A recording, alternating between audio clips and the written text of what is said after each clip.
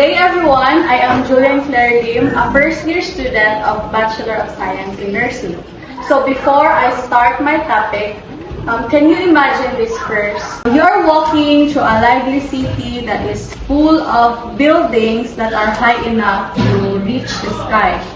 Have you ever stopped and wondered about the mathematical principles that supported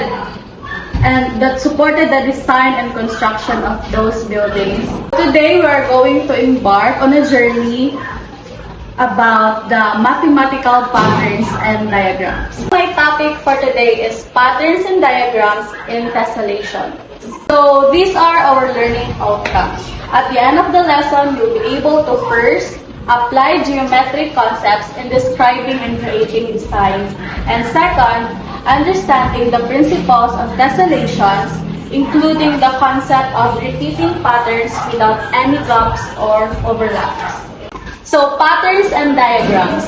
In mathematics, patterns and diagrams are fundamental tools for understanding and solving problems and across various domains, including arithmetic, algebra, geometry, and statistics. It is also defined as regular, repeated, and recurring forms or design. Patterns and diagrams are everywhere. As what we have seen in the picture, we can see pattern in nature, in our everyday spaces, just like our home, and even to different shapes. So what is tessellations? Tessellations are known as tiling, is when we cover a surface with a pattern of flat shapes so that there are no overlaps or gaps. It can be repeated indefinitely to complete cover the surface. So tessellations can be classified based on the types of shapes used and the arrangements of those shapes.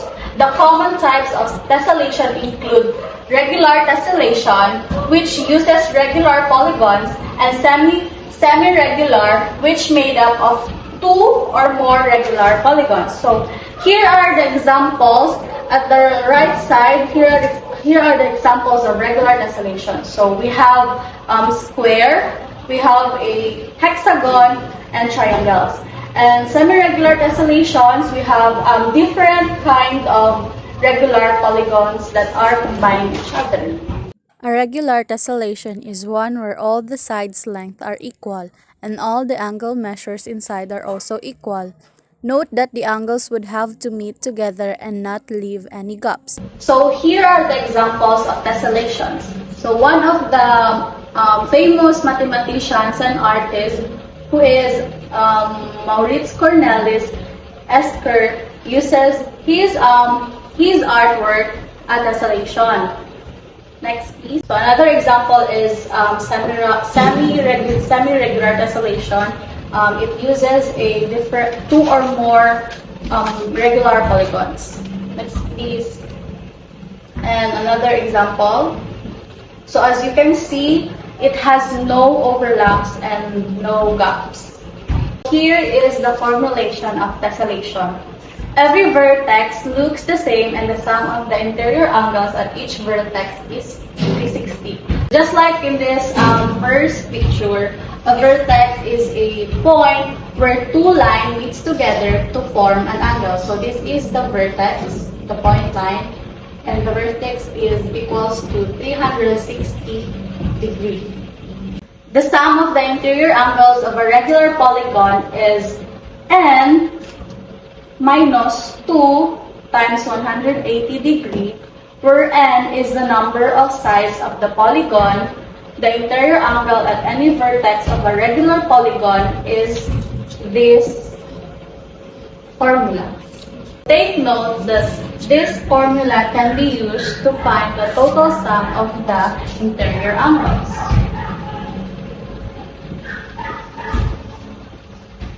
As the total number of degrees in a circle is 360 degrees, this means that the angle measure would need to be the divisor of 360. So let's go through some examples. So we have here a square, drawing.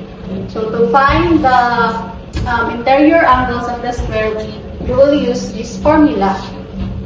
So those parentheses, and n minus 2, where n is the number of the sides of the polygon, times 180 degree divided by n. So we have 4 vertex or 4 sides of the squares. So we have here a 4 minus 2 times 180 degree divided by n.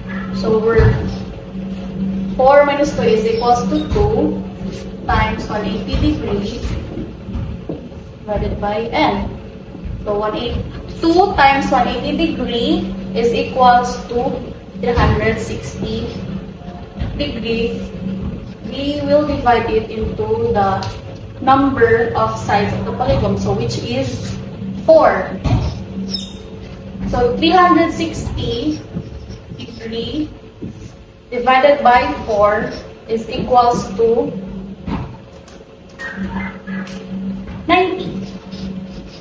So the interior angle of square is 90 degree. So 1, 2, 3, 4, 4 vertex. So 90 plus 90 plus 90 plus 90